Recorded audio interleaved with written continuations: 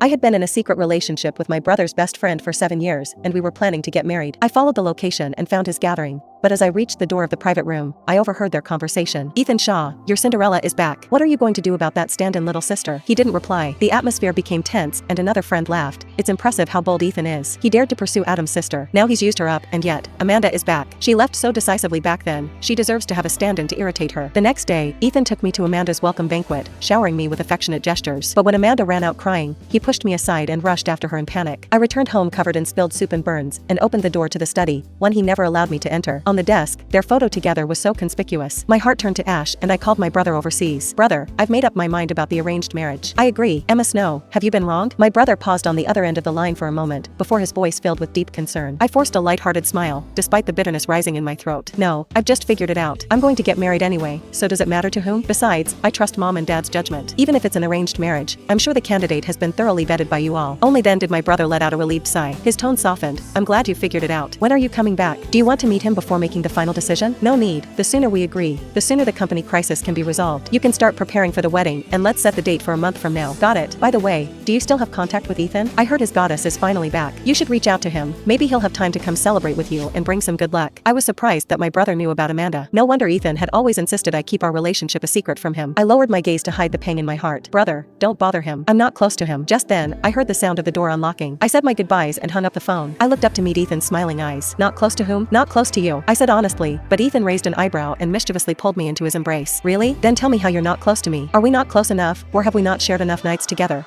His breath was warm against my ear. Our once intimate behavior that made my heart race now only made me feel uncomfortable and repelled. As I struggled, I noticed the lipstick stain on his shirt collar. The burns on my body ached, and I didn't know where the pain came from, but it was so sharp it brought tears to my eyes. "Emma, what's wrong? Are you feeling unwell?" Ethan panicked as soon as he saw my tears. He rolled up his sleeve and saw the large red marks on my wrist, his voice trembling with concern. "How did this happen? When did you get burned? Why didn't you tell me?" It seemed like he had completely forgotten what had happened at the banquet. I remained silent, unsure whether I should remind him and shatter his mask of feigned affection. "All right, stop crying now. I'll put some medicine on it for you." He gently patted my head to soothe me as he got up to grab the first aid kit, muttering along the way, "Look at you, such a big girl, but still afraid of pain and always crying. What would you do without me?" I stared blankly at the red burn mark on my wrist. Yes, I'd been spoiled for a full 7 years. What would I do without him? "But, Ethan, I don't want you anymore. I don't want this fake love anymore," I said to myself. That night, I couldn't sleep well and woke up covered in sweat. Just as dawn was breaking, Ethan pulled me out of bed. I grumbled, trying to push him away, but he just chuckled and leaned in to kiss me. Instantly, all my sleepiness vanished. I almost slapped him, but barely managed to hold myself back. Luckily, it was just a quick kiss. "Awake yet, my sleeping beauty?" I turned away, wiping my mouth in disgust. "It's the weekend. Why can't you let people sleep in?" Ethan looked helpless. "Did you know you had a fever last night? Get up. I'm taking you to the hospital." Although I felt mostly fine, I couldn't argue with him, so I reluctantly got up. In the hospital corridor, we unexpectedly ran into Amanda. It looked like she had hurt her foot and was struggling to hop down the hallway on her own. Ethan, who had been gentle just moments before, instantly frowned. Forgetting I was beside him, he rushed over to Amanda and held her,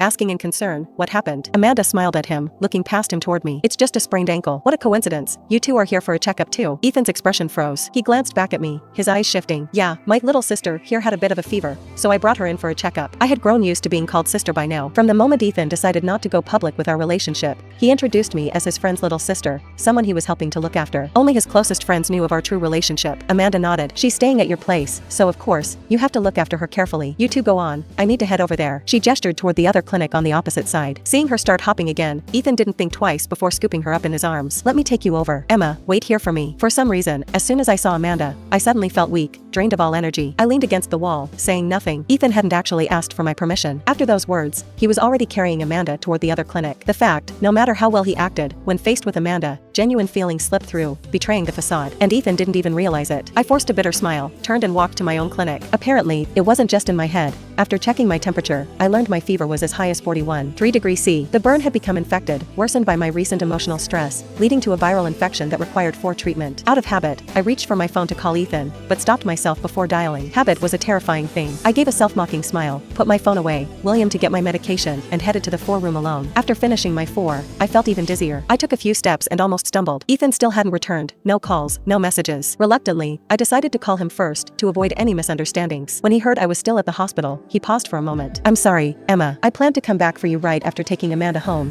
but her stomach started acting up, so." Before he could finish, I overheard a waitress in the background. "Sir, your dishes are all served. Please enjoy your meal." Though Ethan quickly covered the receiver, I'd already heard it all. "It's fine. I'm on my own. I can manage." I said it to reassure myself and to reassure him. Just as I was about to hang up, he suddenly called out my name. "Emma, just head home. I'll explain everything later." "Explain what? Exactly?" "Just more lies to string me along." I ended the call without a word and arranged for a driver to take me home. But that night, Ethan didn't come back. Kept awake by the fireworks outside, I pulled out my tablet and resumed sketching custom jewelry designs for a client. While working, I accidentally brushed the chat app in the lower right corner and a new post from an hour ago appeared. It was from Amanda, a beautiful shot of fireworks bursting against the night sky, captioned with poetic words. "After half a lifetime away, I return to you. And here, the fireworks bloom, a welcome in all its glory." I stared at the post for a long time, only realizing when I tried to log out that the chat app was still logged into Ethan's account on my tablet. Felt uninterested in prying into their flirtations, I simply logged out of the app. The next morning, feeling somewhat refreshed, I arrived at the office on time. The manager held my resignation letter, and when she heard I was going back home to get married, she looked both happy and wistful. "With you leaving, I'm losing one of my best team members." Unsure of what to say, I gave her a hug and thanked her for all the support over the years.